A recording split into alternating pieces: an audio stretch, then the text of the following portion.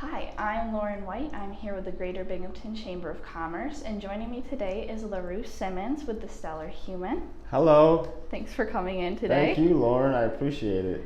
All right, so to get started, what are your primary products and services? Okay, so at Stellar Human, we provide, a shopping experience, mostly with vintage clothing or secondhand clothing, right? And so basically, what I do is I go to places like thrift stores or estate sales or yard sales, and I like to believe that I've been given a gift, right? The eye, as they call it. And so I go and I pick out all the cool things that I think other people would be into, as far as clothing goes, and I buy them and then I bring them back to my shop.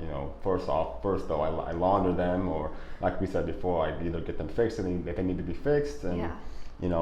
we get them in the shop and for other people to come and hopefully, I always tell people, come find what's waiting for you, and that's what we try to do. That's awesome. Thank you. So I do have to say, as the trends change, have Yeah. you been noticing any fun styles going on that as you're searching, you kind of get to pick up stuff for that? Yeah, so it's funny because me being a man of a certain age, coming up, being a teenager in the early 2000s, and so now a lot of the younger folks are wearing like Y2K, as they call it. So seeing all the brands that used to be popular then, like Echo or South Pole, and which it's amazing to see, and for older folks that come into my shop and they'll see like the 70s stuff, and it's like, wow, like I never thought that this would be popular again, and that's how I feel with the Y2K stuff. But hey, if you like it, you like it. I always tell people, wear what makes you comfortable and confident, and that's really all that matters. So. For sure, and Yeah. it seems like there's something for every age there too. Yes, so I try to curate a collection that spans many tastes. So whether you're into true vintage, right? We didn't talk about this, but true vintage that's actually kind of what I'm wearing today. So my T-shirts from the 50s. Wow. My pants, my military pants here are from I think the 70s. And so true vintage is anything from the 70s and back. Got it. You have vintage, which is early 2000s to the 80s. And then true vintage from the 70s and back. And so I try to have a little bit of everything. So whether you want something from the 50s all the way, even with, like I said, some current stuff. If I think it's cool and it's of high quality, I'll pick it up. So. That's awesome.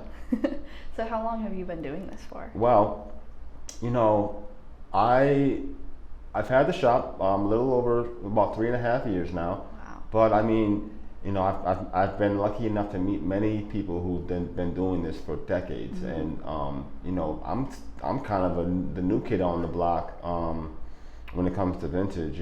So many people have kind of been in it and doing it, and I'm just like, I was just like, well, I like fashion. I know what's good and what's not, and so I was just like, well, we're just gonna dive in, and we did, and 3.5 years later, here we are. That's awesome. Yeah. So, what's your favorite part of doing all this then? Oh wow. Well, there are many. First and foremost, I would have to say having the customers come in and helping them find, or just having someone find a piece that really resonates with them. Yeah. I've had several occasions where customers have come in and they've found something that reminded them of a loved one. Wow. that is no longer on this plane anymore, and for that, to see that reaction that they get, that emotion that they feel is probably one of the best feelings that I've been able to witness. And then obviously, doing the digging, finding the gems, right? That's the hunt, the thrill of the hunt is probably a close second. That's awesome. And so yeah, like and then I'll say what's my third?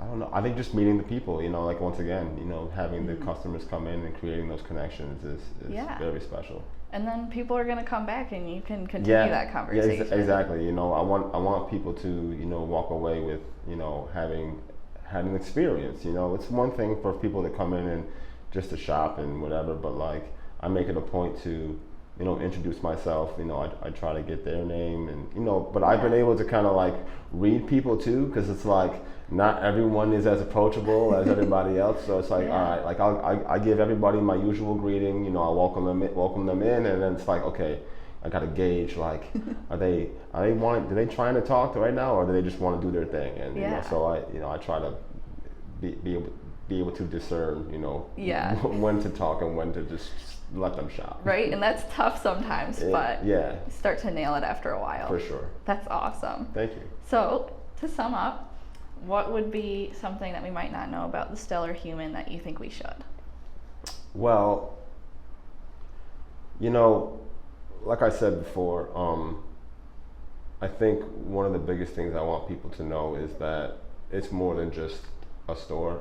It's a community space. It's a safe space, a creative space. We have, we provide free Wi-Fi, and we have seating for people to come in. I always invite folks to come in. The students that when they're here, I always tell them, if you're looking for somewhere to study that's not your dorm or your apartment or house or campus, please come by. But I know it's a bit tough too, because we're a bit far removed from downtown, which knock knock, that might be changing soon. Oh wow. But yeah, I think that's probably the biggest thing, is that I want people to know that it's more than just a store. That's wonderful. Thank you so much. Yeah, well, thank you for coming in. Yeah, thank you for having me. Absolutely. And thank you for watching. If you want to learn anything else, we'll put it in the description. And bye. Peace.